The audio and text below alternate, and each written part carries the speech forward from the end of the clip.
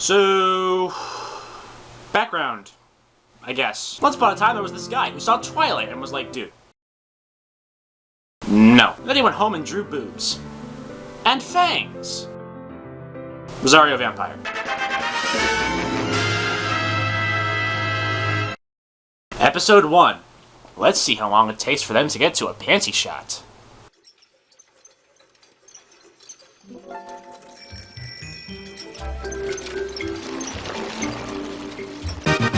12 seconds!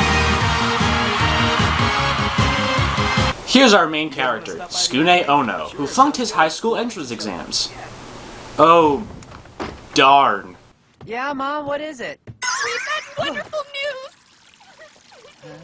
news! Yeah, your old man here just happened to run into someone today, and it turns out he was a lucky find. So thanks to me, you now get to go to high school after all. You got this off the street? Yeah, let's send our son to a school we never heard about, ain't gonna bother researching about, and whose invitation his piss-drunk father got from a cloaked man in a dark alley in the middle of the night. Just so he doesn't have to wait a year to take the entrance exams again. The Japanese really hate children. Wow, it's like a completely different world here on the other side of the tunnel. Is that the school over there? No, Tsukune. The correct reaction is, where the fuck am I?! I'm pretty sure normal schools in Japan don't have bus drivers whose eyes glow oceans of blood and talking bats. Just me! A bat! Whee! Oh man, it was just a bat.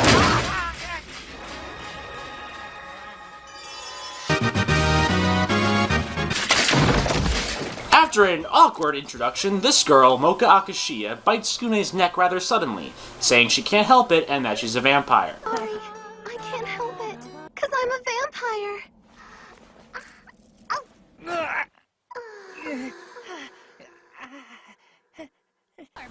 Of course, Tsukune over here can't put all the puzzle pieces together until homeroom. You see, this school's enclosed in a giant secret barrier. But even if a human got through it somehow and wandered in here, they would be killed immediately. Despite the situation, Tsukune becomes an initially reluctant friend of Moka's, and she even tells him about her rosary. Look,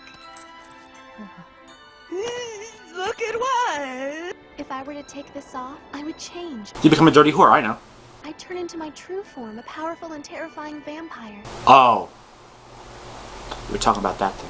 Tsukune begins to naturally lose his shit, and tells Moka he's leaving to go to a human school. Moka tries to stop him, saying that humans treated her horribly when she was in a human school, and she doesn't want the same to happen to him. But... I'm a human. I'm sorry, but that's what I am. And the only reason I'm even here at all is because of a major mix-up. yeah, it's kind of a funny story. You see, my dad, he was pissed drunk, right? And yeah, I figured he didn't want to hear it either. However, Moka gets attacked by random jackass number 1, and Tsukune gets pummeled trying to help her. Don't cry. Look at me, I'm a vampire. We suck people's blood and hurt them in the process. The truth is, back at my old school, all I ever wanted was a friend. Whether it was a human or a monster. Tsukune accidentally removes her rosary, and Moka begins to transform. What is this powerful and terrifying form Moka spoke of? Well, for starters, it's apparently a robot.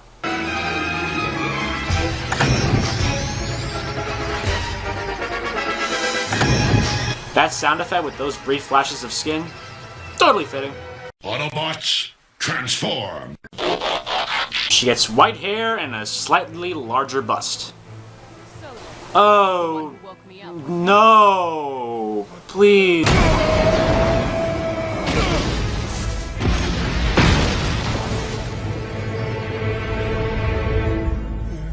Yes, this is Moka's other half, as it were. Fans call her Inner Moka. Some call her Other Moka. I like to be creative and call her Bitch Moka. Because she's a bit of a not nice person. Tsukune wakes up later to find that everything is now okay and he lives happily ever after. Except there's 12 more episodes where everyone and their grandmas try to murder him. But he stays at Yokai Academy because girls! Literally, almost all of Tsukune's friends have tried to injure, humiliate, or even kill him over the course of the show. Exhibit A, Kurumu Corona. as in Kurumu oh no, where did my pants go? Out of jealousy over Moka's popularity with the boys, Kurumu tries to turn Tsukune into her slave, but Tsukune is able to resist her succubi powers. Somehow. So there's only one rational thing left for her to do. Murder! And taking a really long time to do it. It came off the other day. Well, Moka. I guess that stuff about you being a scary vamp was just talk. If you were a vampire, you could have fought me off, but since you're not, you and Skune are gonna die. No! You can kill me, but please spare him! Are you seriously prepared to go that far? I mean, come on, all he is your food! He's not! And I'll gladly die for him! Moka. What the hell is with all this stupid friend crap? There's only one use for men, and that's as slaves! Of course, Skune pulls off Moka's rosary again, and one falcon kick later, Kurumu's defeated and... This episode's showdown took a mere 76 seconds. Whee! Thank you. That was nice to know. Before Kurumu is injured further, Skune steps in and asks Moka to stop. Wait, why? Well, 'cause Kurumu, deep down, she seems like a nice person. What? What? What? What? What? Get out! Okay! Due to this act of kindness, Kurumu decides Skune is her destined one. Destined ones are what succubi need in order to live, and her species is on the verge of extinction. But rather than use her powers, she decides now she wants to win Skune over fairly, now in a friendly rivalry with Nice Moka. But why make this just a two-way rivalry when we can make it a threesome? Three-way. Multiple contestants to show the next character. Yukari Sendo is shown to be the smartest student at Yokai Academy, but she is usually picked on due to being a witch, since witches aren't true monsters and are kind of half human or mudblood or something. Yeah, that's right! For example, that stupid witch costume of yours! Please tell me Moka beats these guys up too. Moka helps defend Yukari from random assholes numbers 2, 3, and 4, and Yukari is grateful. I love you more than life itself, Moka! And I mean, really grateful. Every time I well, duh! I want you to be my girlfriend!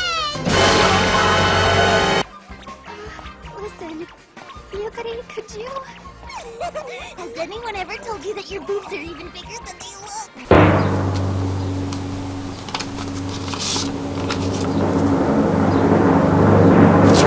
I don't say nothing. I mean, you all know what's wrong with this. Look, I'm not saying it's bad if you're a girl and you're into girls, or even if it's something when you're really young, or if you happen to be a witch. That's not the problem. If you want to put a lesbian in your show, go right ahead. If you want to make her 11 years old, go right ahead. That's not the problem. The problem is that this was clearly put in as fan service. There's people who get bonus from this? Look at her grabbing and squeezing Moka's fun bags. It's just not fair! Now you listen and you listen real good. I don't want my darling Moka sullied by the likes of a creep like you. Creep No! No, no, no, no! No, no, no, no, no, no, no, no! No, no, no, no, no! No, no, no, no, no, no, no, no, no! No! Oh, no, no, no, no, no, no! Yukari Sendo. As in Yukari Send. No, God! No, God, please, no! No, no, no! Ow, ow, ow, ah, yeah, I swear, I really don't know what to do. Hey, what's the big idea, huh? Here we are in the very next episode, right after my big debut, and you guys can't get around to me any sooner than this? Who exactly is she talking to? Whee! Who were you talking to? Why was that necessary? Why is any of this necessary? What's that? Yukari is picked on by everyone in school because of her status as a witch? Well, there's only one thing to do. Create a voodoo doll of the guy who did absolutely nothing bad to her and make him grow up some succubus. Okay, long story short, Yukari gets attacked, Skune and Co. intervene, Moka gets bitchy again, monsters stopped, girl gets horny for both Moka and Skune, disturbed otaku stay up all night to write fanfiction about it, cue guitar solo. Yeah, you'll quickly notice every episode, with exception, has similar structures. There's a bad monster, monster does X to Y, Y usually being Skune, by the way, stopped by SS Class Vampire. What is it? Cue guitar solo.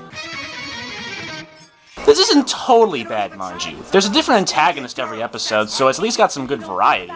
But it's all the little tiny things that they do every episode that kinda gets a little stupid. Like that fucking bat! He sometimes shows up randomly before a fight to offer explanations about the enemy's monster form, but it's often obvious, and even if it isn't, the way he talks is annoying. Known from the annals of Greek mythology, this terrifying monster has the torso of a human and the tail of a snake. Known from the annals of Greek mythology, this terrifying monster has the torso of a human and the tail of a snake. This episode's big showdown only took a mere 31 seconds. Whee! And that. Why do we need to know how long the fight goes on for? And often, the fights don't even last that long anyway, so when he does point it out, you're like... This episode's fight was over in a mere 57 seconds! Whee! Oh yeah, that was kind of short. Man, do I feel gypped. I mean, imagine if in Call of Duty you finish the campaign and then Captain Price shows up and says, "This game's campaign lasted about 3 hours. Thanks for the $60, asshole." Wee. And every time Moka transforms, this announcer guy, not the bat thankfully, but this announcer guy shows up and says this. When the rosary seal over her breast is removed, Moka's innocent self vanishes, and her inner vampire awakens. Now the first time you hear this, it actually sounds pretty cool. But by the 6th time, you're like, okay, I get it. Just hurry up and fight for 20 seconds, way! It gets old kind of fast. Imagine if every time Bruce Banner turned into the Hulk, the same guy every time said, "When his blood pressure rises above a certain level, Bruce's intelligent persona vanishes, and his inner anger awakens." I mean, you know, that would be cool. Maybe even in the Avengers once, but every other time? No! Okay, I think I'm done complaining about the small things. I know what you guys want me to get back to. But not yet. Because it turns out, not all of Tsukune's friends are hostile girls. Who'd have thunk it? There's this guy, Genia Mario Ka. Man, I was doing so good up to this point. He's a werewolf who likes to take discriminative pictures of the girls at school. Hey, I don't blame him. And he tries to pin it on poor Scoons. Oh, nothing. It's just Skuna here. He said something or other about looking at your panties. Oh, girls, wait, let me explain. Look, it's true, I did see your panties, but that's only because I... The preceding joke was brought to you by men. Men, we don't know what we did. But the evidence begins to pile up. Because like most dogs, he's not good at cleaning up after himself.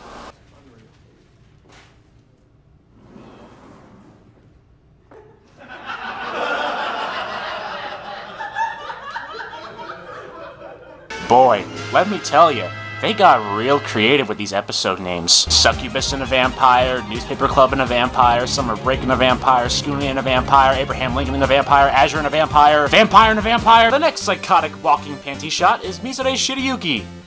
Or socks! Seriously, look at those things! Where could I buy a pair? Those are like the most comfortable ass things in the universe. Does Walmart sell them?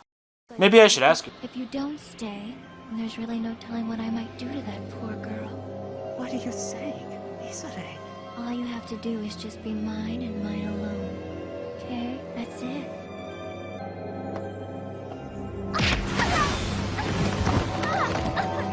If you weren't always hanging around, Skune would have been mine a long time ago. They're so cold. What's happening to me? Cut it out! But now it's time for you to die. Cut it out!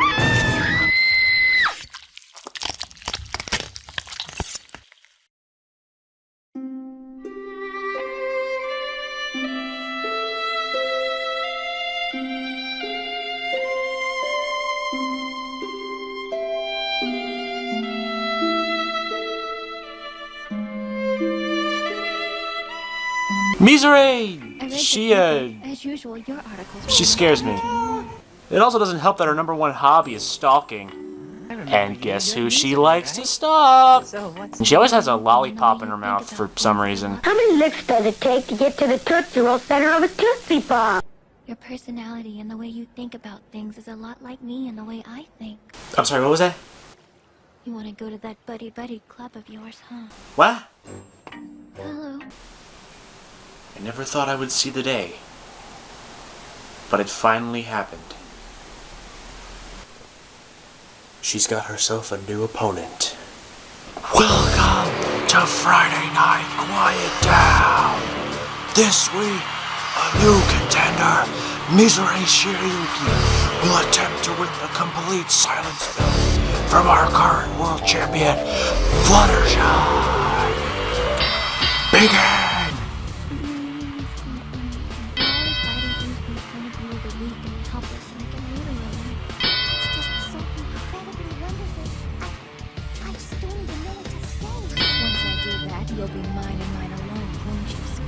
Oh my god, it's so quiet.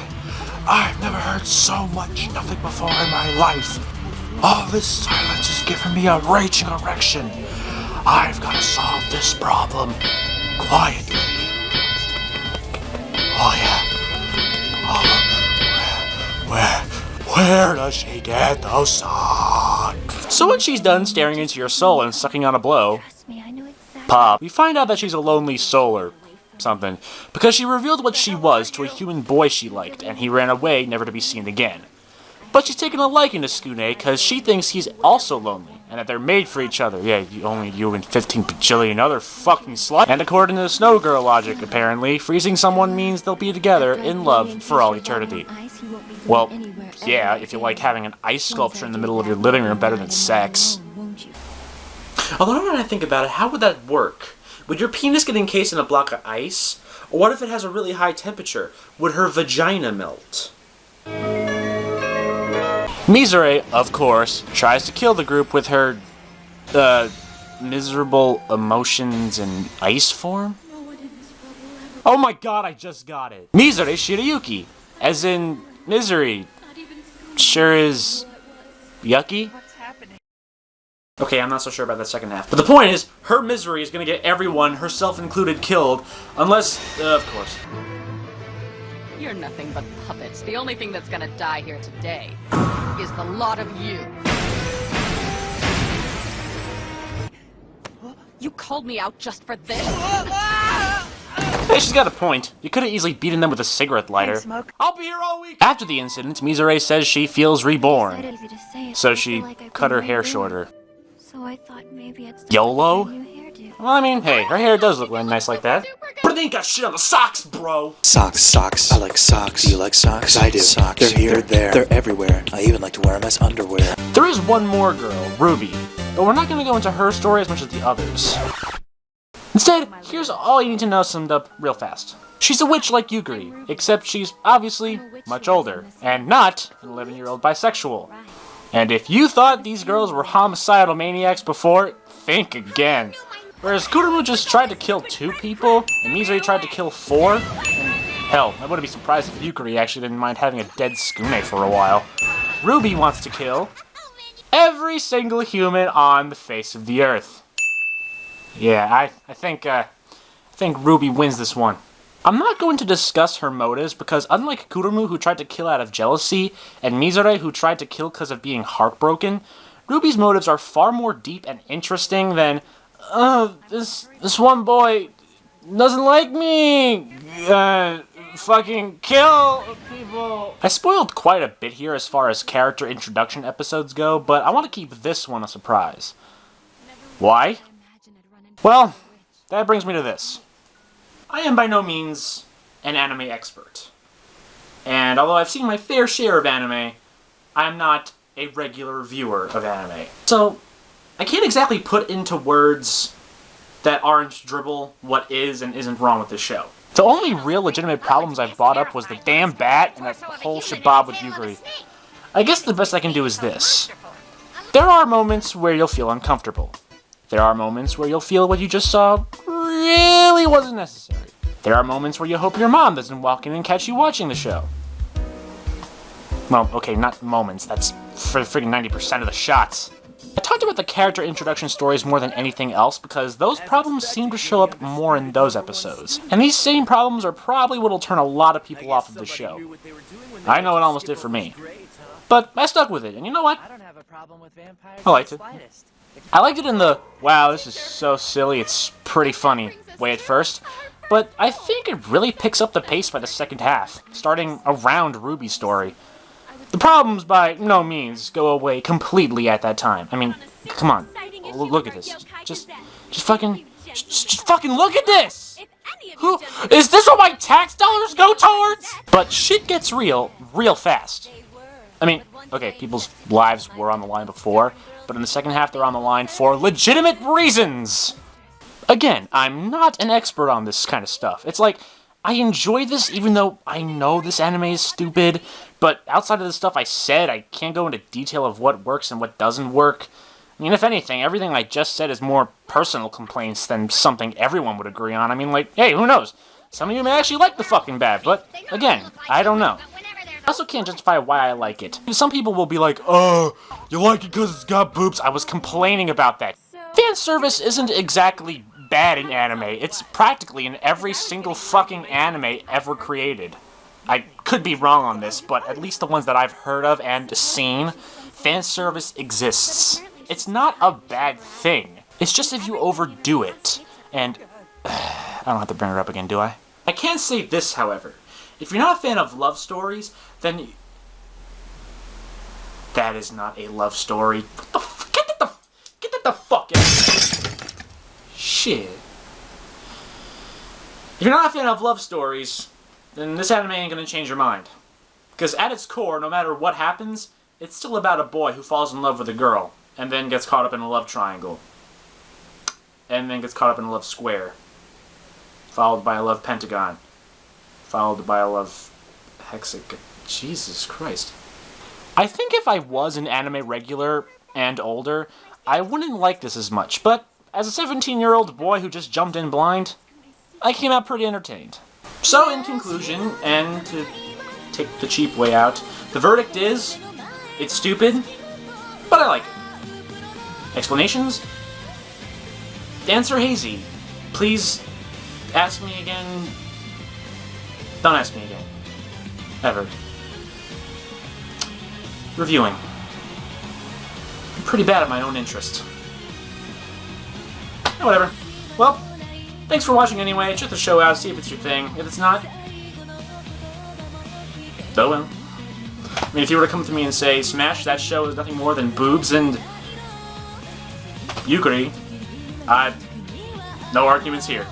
But I liked it for what it was worth. I saw, personally, a genuine effort. I mean, they could have just slapped boobs on them. Okay, that's what they did. But like, they gave the characters some form of personality, even if you don't exactly like it.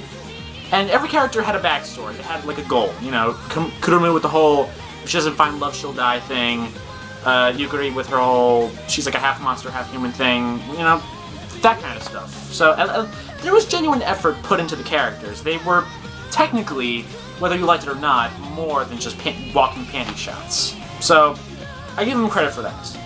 Overall, in all, I just liked it. It's not for everyone, I know that. I think a lot of anime is weird, and even Dragon Ball Z. Yeah, that's right, I fucking said it. Dragon Ball Z is weird. It's stupid, but I like it. So that's the same thing with Rosario+Vampire. Sue me! Okay. I rambled on long enough. I usually don't do it this long. Man, I'm thirsty. Thanks for watching. I'm gonna go, cry in the corner. And, pretend that I have 5 girlfriends. And I'll give them all heat vision, too. That's a good bonus. I'm gonna go now. Later! Whoa! Do guitar solo. Has anyone ever told you that your boobs are even bigger than they look? Remember, ladies, it's not about how good your grades are or how well you study. It's all about the color of your underwear and how short your skirt is. And that's what high school is all about.